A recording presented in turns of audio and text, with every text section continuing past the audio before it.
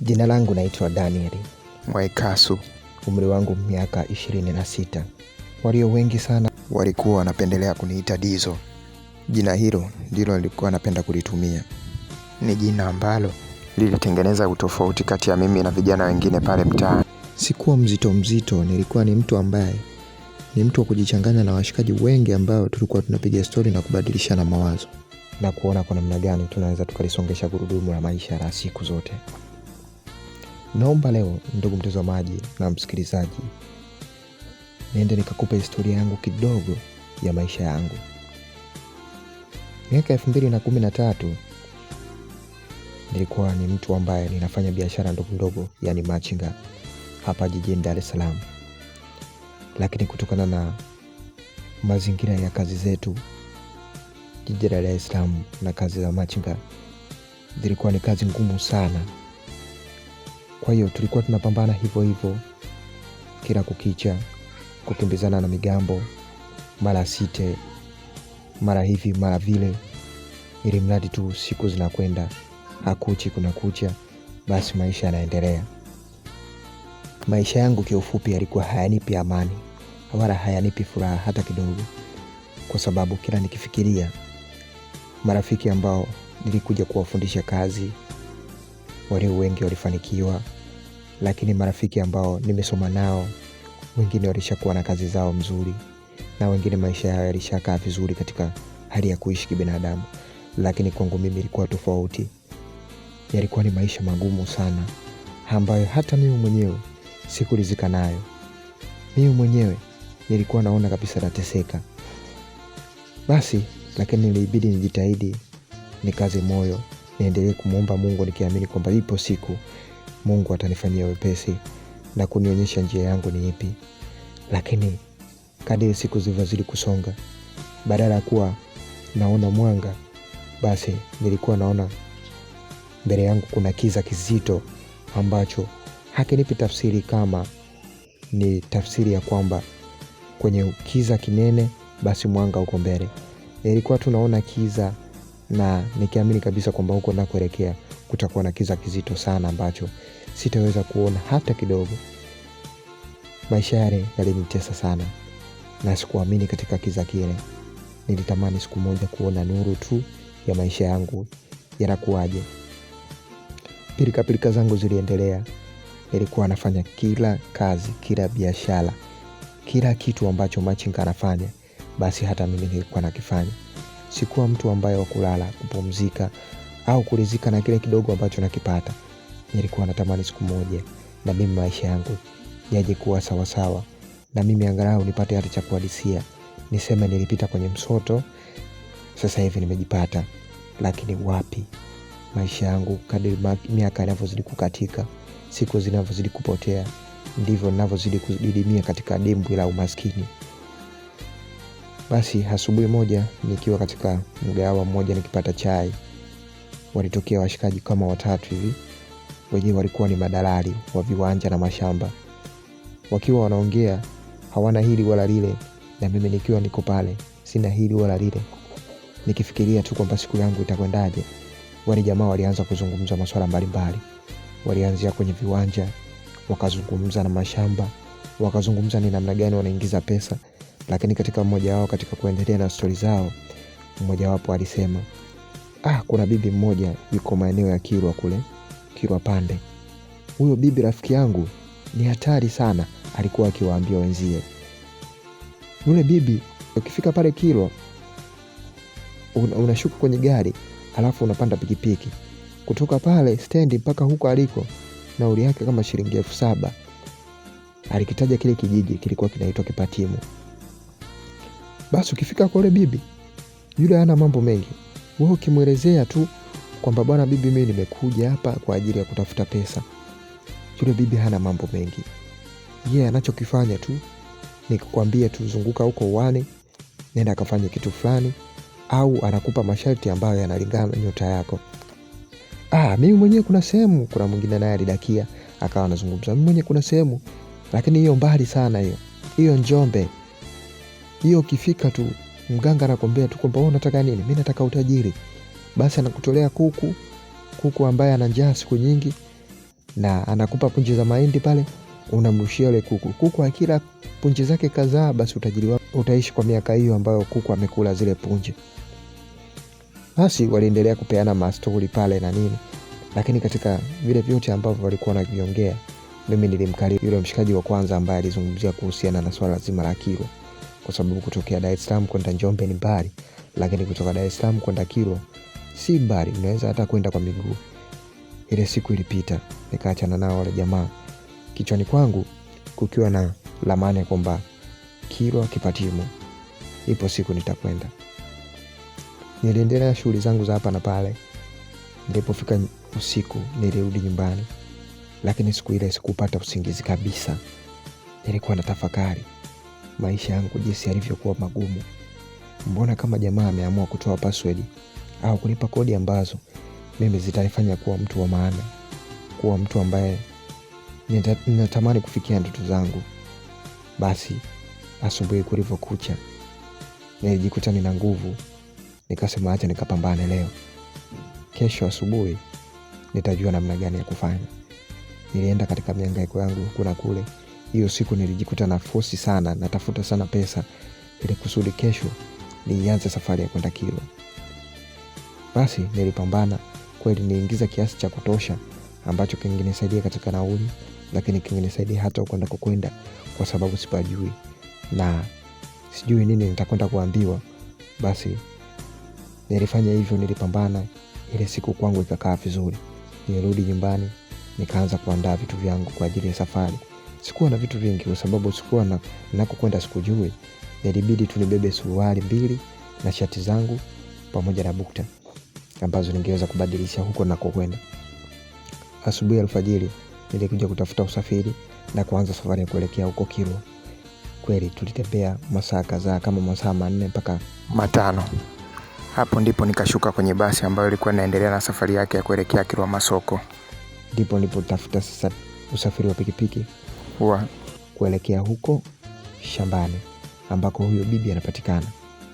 Kweli tulitumia muda mrefu kidogo mpaka kufika kwa huyo bibi, na nilisema kabisa ni halali kutozwa shilingi 7,000 kupitia pikipiki. Basi tulipofika kwa bibi, yule jamaa aliniambia hapa ndo kwa bibi, mimi nageuka narudi, na kama unahitaji namba yangu basi chukua, utakapoamua kurudi utanipigia simu. Yule bodaboda aliniambia hivyo. Nikamwambia sawa, nikaisave namba yake ya simu. Nikamwambia wewe nenda, mimi nitakapomaliza harakati zangu huku nitakutafuta ndugu yangu. Basi yule bodaboda aliwasha pikipiki yake na kuanza safari ya kurudi tena na Ngurukuru. Mimi nilipofika kwa bibi, bibi alinipokea akaniambia karibu mjukuu wangu. Niliingia kilingeni kwake. Kilingeni kwake kulikuwa kunatisha sana. Kulikuwa na vikorokoro vingi. Hata ule mwamba wakati ambao umeshikia kile kilinge ulikuwa ni mti mnene ambao umechafuka rangi tofauti tofauti, nyeusi, nyekundu, nyeupe, rangi tofauti tofauti. Nilitaka kuegemea ule mti kwa ajili ya kupumzika.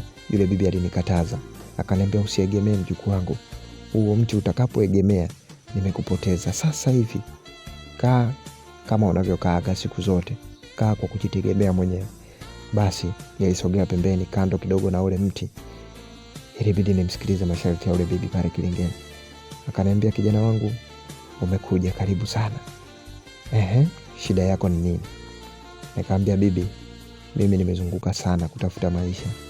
Nimefanya kila harakati, kila hila za kihalali na za haramu pia, lakini maisha yangu ni magumu sana. Naomba unisaidie angalau niwe na maisha yenye unafuu. Niwe na mimi angalau ni mtu ambaye wakitajwa watu basi na mimi natoka. Bibi aliinama na kuinuka, akachukua usinga wake, amefanya kama kunyoosha juu hivi, alafu akaushusha. Sijui ilikuwa ni ishara ya kuita mizimu na mashetani.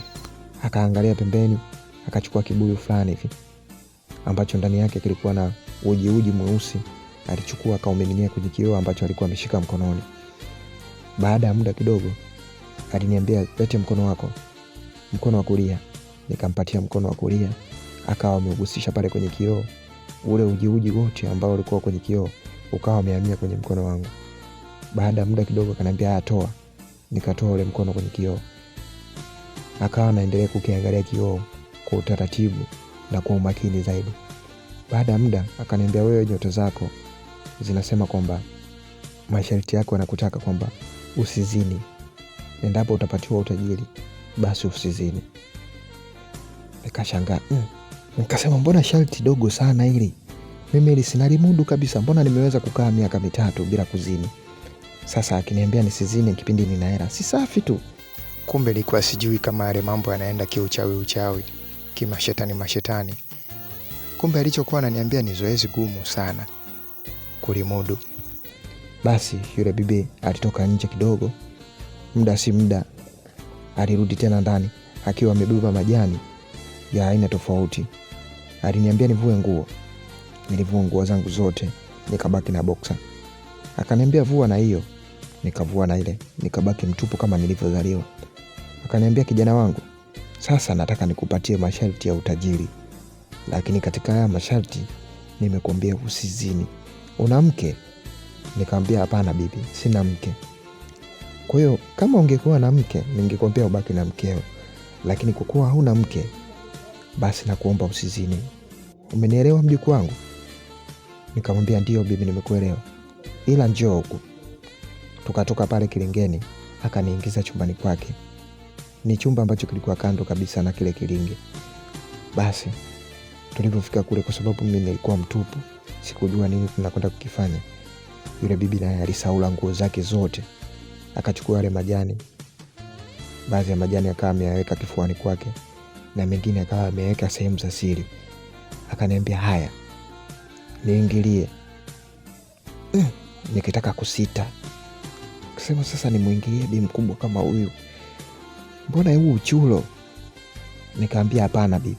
Akaniambia niingilie kijana. Unataka utajiri hautaki? Nikamwambia nataka. Kilichokuleta huku nini? Utajiri. Haya, fanya ninachokuambia. Ndani ya akili yangu nikasema, sasa kilichonileta ni utajiri, mbona nakataa masharti? Nikabidi nifanye hivyo alivyoniambia yule bibi. Nilimuingilia. Ingawaje alikuwa ni mkongwe yule bibi, lakini si haba, vitu anavijua.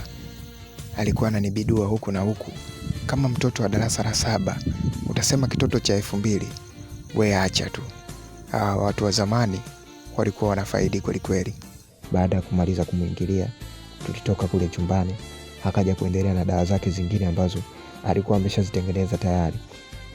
Alinikogesha na kunisafisha na kuniambia, sasa nimekusafisha nyota. Chukua hichi kijiti, tia mfukoni, na hii hapa hii utapaka ndani ya siku 3 huko unakokwenda nyumbani kwako. Hakikisha hakuoni mtu. Na hichi hapa hichi, pale unapolala usiku uwe unakiweka katika kichwa chako. Yaani kama una mto basi nyanyua mto uweke kwenye kichwa chako. Sawa? Hapo ndipo nikagundua kwamba utajiri una kazi sana. Una mambo mengi. Kabla sijaondoka, aliingia tena ndani. Akatoka na kisanduku kidogo chenye mfano wa kibubu. Akanikabidhi pamoja na kitu kama coin, hela ya sarafu ambayo ilikuwa na thamani kama ya shilingi 1 hivi, lakini ilikuwa na maneno ya Kiarabu na ndani yake kulikuwa na picha ya mtu kama jokeri hivi. Hii coin ni jokeri, ni nchi gani? Lakini ilikuwa na maandishi ya Kiarabu. Basi nikaona sawa. Nikamuuliza, na hii bibi nafanyaje? Akaniambia, hii utaiweka kwenye wallet yako humu, ambako humu itakusaidia kuvuta wewe kipato chako. Nikamwambia sawa. Basi yule bibi hakuwa na mambo mengi, aliniruhusu. Siku ya pili ile niligeuka, nikaa narudi tena nyumbani Dar es Salaam huko kuja kuendelea na harakati zangu. Basi niliingia majira ya jioni. Siku ile ilibidi nilale asubuhi ili kusudi niwahi katika harakati zangu za machinga. Usiku ulipoingia, nikiwa katika usingizi, nilianza kupata ndoto ya kwamba ninaweza kuwa tajiri. Lakini nilichokuwa na kistaajabu, nilimuona yule jokeri ambaye alikuwa yuko kwenye ile sarafu, akiwa anatoka kwenye sarafu na kunifuata na kuniambia, Daniel, unautaka utajiri, lakini utajiri una kazi sana. Tunachokuomba ufuate masharti yote ambayo utakuwa umepewa na ule bibi.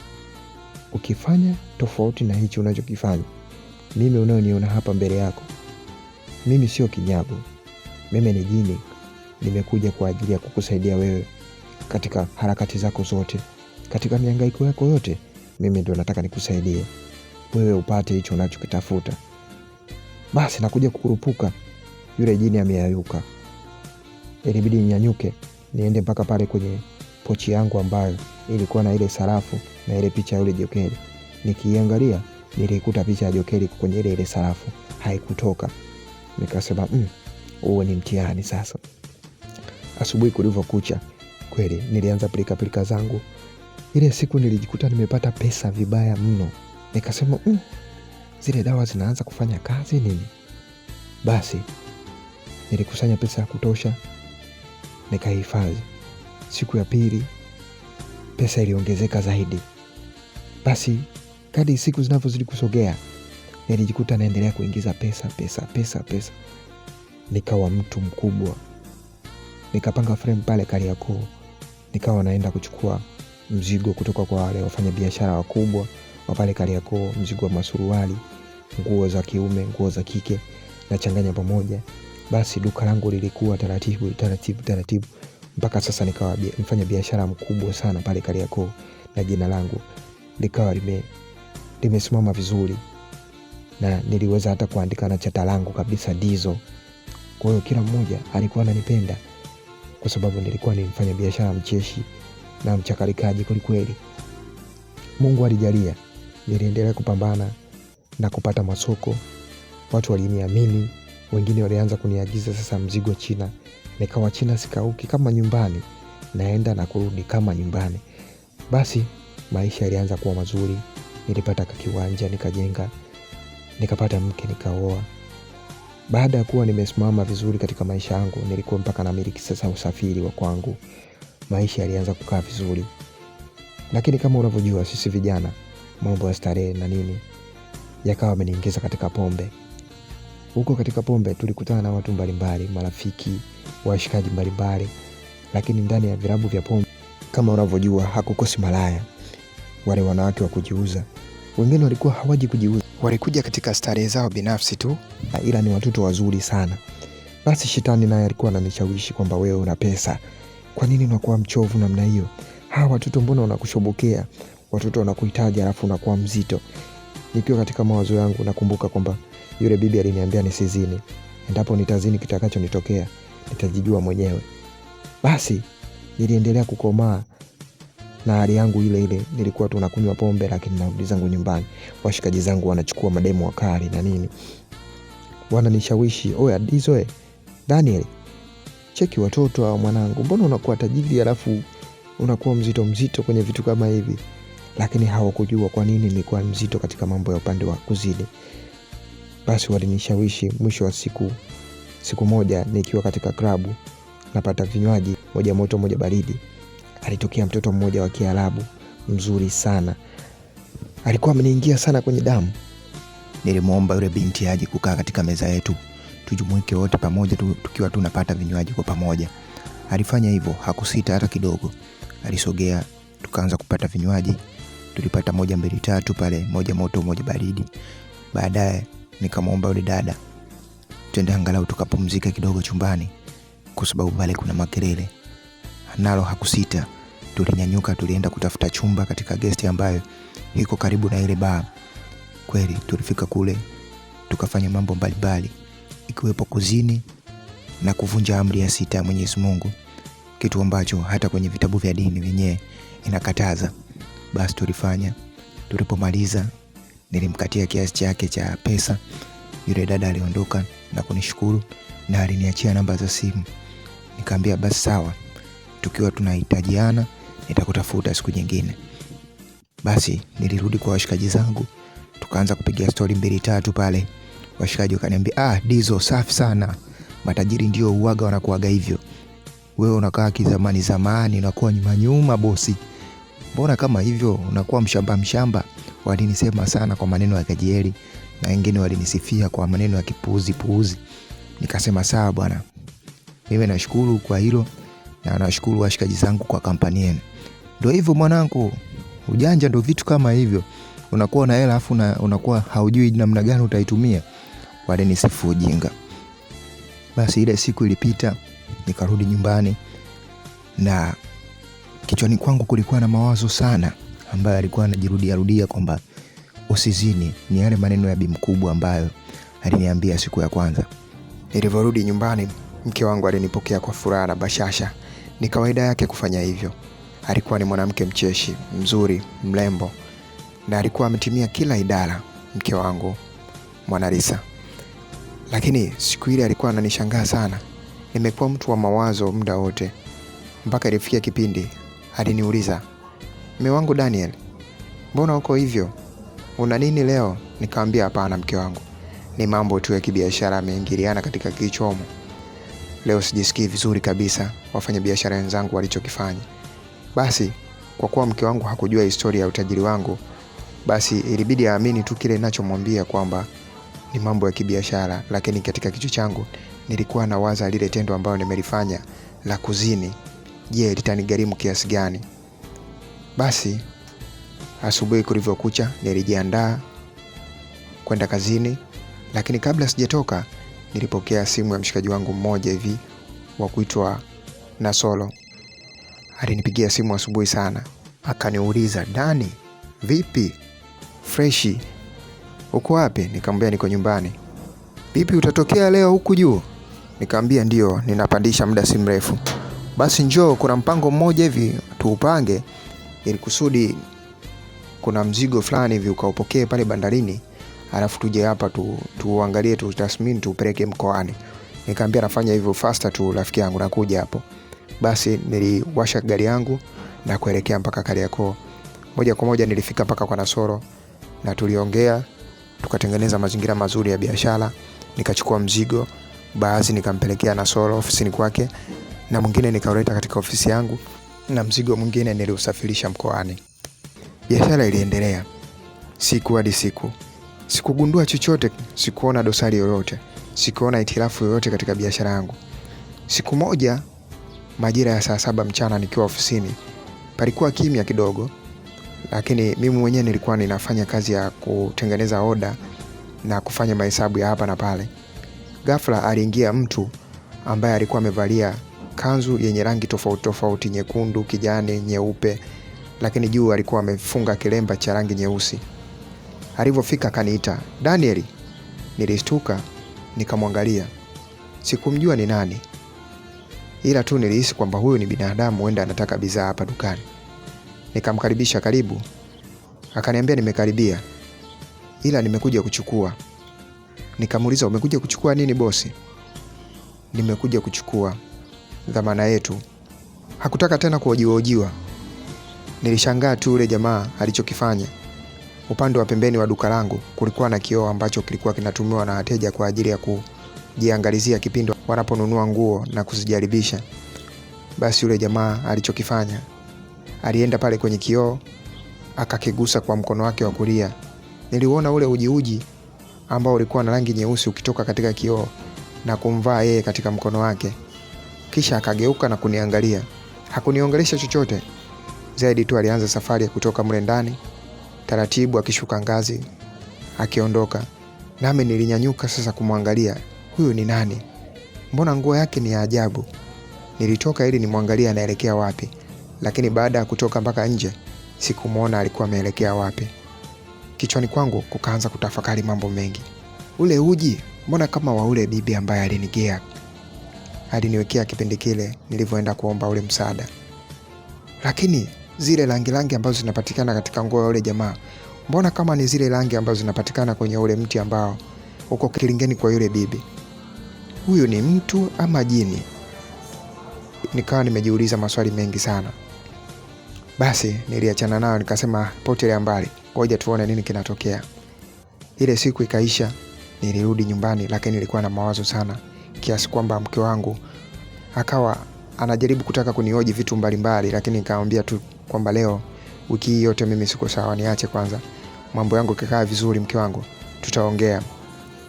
Asubuhi kulipokucha, ilikuwa ni alfajiri sana, majira ya saa 11. Rafiki yangu yule Msham, maana maduka yetu ndio yalikuwa karibu sana, alinipigia simu akaniuliza, "Daniel?" "Naam." "Vipi kaka, uko wapi?" Nikamwambia niko nyumbani. hivi una taarifa yoyote? Nikamwambia hapana. Kuna taarifa gani? Bwana, duka lako linaungua moto, tena linaungua moto vibaya mno, na zimamoto wamekuja hapa wamejaribu kuzima, lakini moto kadri wanavyomwagia maji ndivyo unavyozidi kupanda. Kwani wewe uko wapi? Nikamwambia niko nyumbani. Fanya haraka uje. Basi nilitoka pale, nilijikuta tu navaa nguo ovyo ovyo. Nikaja nikawasha gari langu, nikatoka nje. Aisee, nilijikuta naendesha gari kwa spidi sana. Nilikuwa naelekea zangu Kariakoo kwenda kuangalia duka langu likiwa linaungua moto. Nilifika nilikuta kweli duka langu limeteketea vibaya mno, na watu walikuwa wamejaa kiasi kwamba wengine walikuwa wanajaribu kutoa msaada wa kulizima lile duka, lakini ilishindikana. Hakikubaki kitu kwa kweli. Kulikuwa kumeungua kila kitu kilichopo ndani.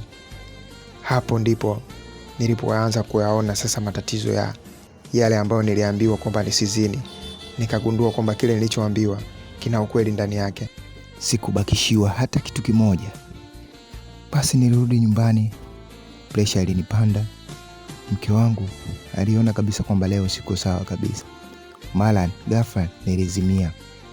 Mke wangu akanichukua akanipeleka hospitali. Nilipokuja kuzinduka nilijikuta niko hospitali Muhimbili. Walikuwa wamenitundikia maji kama chupa 3 hivi za maji. Pale hospitali nilikaa kama siku 3 hivi. Siku ya 4 walinipa ruhusa. Nilimpigia mke wangu simu ili amwambie jamaa jirani yangu pale achukue gari waje kunifuata pale hospitali. Kipindi wanakuja wako maeneo ya Kariakoo, maeneo ya Kamata, ile gari ilipata ajali na walifariki wote, yeye, mke wangu pamoja na dereva, na gari iliwaka moto. Basi watu wa karibu ambao walikuwa wanaishuhudia ile ajali ilibidi watafute namna gani wanaweza kawasiliana na kuwajua ndugu wa marehemu wale. Walipambana wakagundua kwamba wana namba za simu, wana simu ambazo zilikuwa ziko mifukoni mwao.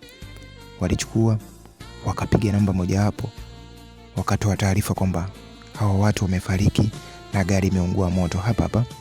Bahati nzuri tu katika kufa kwao, huyu mmoja wa kike aliweza kuchomoka katika mlango wake na kudondokea nje. Ndipo tumepata haya mawasiliano.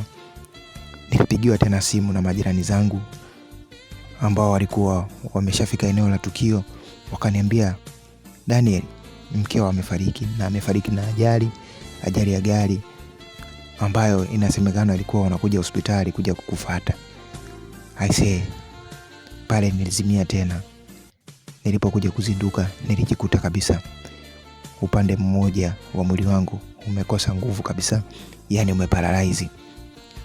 Madaktari waliongeza juhudi ya kutaka kunisaidia ili nikae sawa, lakini ilishindikana kwa sababu haikuwa nguvu ya kawaida. Ilikuwa ni nguvu ya mizimu na mashetani ambao walikuwa wananiandama kipindi kile. Basi pale nilikaa ndani ya siku kadhaa. Mke wangu alizikwa na yule jirani yangu pia alizikwa, lakini madaktari ilifikia kipindi ilibidi waniruhusu tu nirudi nyumbani. Nilipofika nyumbani, maisha yalikuwa ya ovyo. Marafiki ambao nilikuwa nao hawakunihitaji tena. Hawakutaka hata kuja kuniona nini kinaendelea katika maisha yangu. Basi kwa sababu ya mawazo mengi na ile homa ambayo ilinipata ghafla, nilijikuta niko nyonde. Hali yangu ilikuwa mbaya sana. Ilifikia kipindi hata kujisaidia nilikuwa najisaidia ndani tu. Sikuwa na mtoto, nilikuwa na mke tu peke yake. Basi hata ndugu zangu wale wa karibu ambao nilikuwa nao, nimezaliwa nao walinikimbia kwa sababu sikuwapatia msaada kipindi niko nazo. Kwa hiyo kipindi niko katika hali mbaya ya homa, nao hakutaka kujitokeza, japo walisikia kwamba nimepata ajali na nimepata kuunguliwa na duka langu pamoja na gari langu, nao hawakutaka kujitokeza kabisa. Kwa hiyo nilibaki peke yangu. Basi maisha yalisonga hivyo mdogo. Mwisho wa siku, kutokana na mawazo yalikuwa ni mengi kichwani, nilipata pressure ya macho, na mwisho wa siku macho yangu yalikufa. Hivi sasa hivi ninapozungumza na wewe ni kipofu, sioni, sitembei. Nipo tu nilipo, nimekaa sehemu moja tu. Pigo kubwa ambalo lilinipata zaidi ilikuwa ni mwaka 2017 ambapo ile nyumba yangu ilipitiwa na mradi wa ujenzi wa barabara. Hapo ndipo nilipopata pigo la kuonekana sasa ninatarajia kuwa marehemu, kwa sababu nyumba yangu ilivunjwa yote, haikubakia hata ukuta mmoja, na sikulipwa hata 100. Mpaka sasa hivi najikuta nimerudi katika hali yangu ya umaskini ambayo imepitiliza hata ile ya mwanzo ambayo Mwenyezi Mungu alikuwa ananijalia 200 za kula. Sasa hivi hata hiyo 100 naitafuta kwa tabu. Ndugu zangu, naomba katika historia hii mwe mmejifunza kitu, maana mimi sikutarajia kabisa kama ningekuwa maskini wa kutupwa namna hii. Hata ndugu zangu ambao nimezaliwa nao wamenitenga kabisa, kwa sababu hata mimi niliwatenga kipindi niko nazo. Kwa hiyo tujaribu kujifunza, na hapa nilipo, kama unaweza basi unaweza ukanitumia msaada ambao unaweza ukanikimu hata kupata chakula, kwa sababu nimepotea kabisa. Hivi ninavyozungumza na wewe sioni wala siwezi kutembea, na sina msaada wowote wa ndugu zangu au marafiki zangu ambao nilikuwa nao karibu kipindi ambacho nilikuwa nazo. Washikaji ambao niliambatana nao katika biashara nao wamenikimbia. Baada ya mapito hayo yote, ndipo nikagundua kwamba dunia ada, ulimwengu shujaa. Hivyo na wasihi hata nyinyi ndugu zangu kujifunza na kupata elimu kutokea katika historia hii fupi ambayo nimejaribu kukuandalia wewe ndugu msikilizaji na mtazamaji, na imani utakuwa umeelimika na kupata kitu.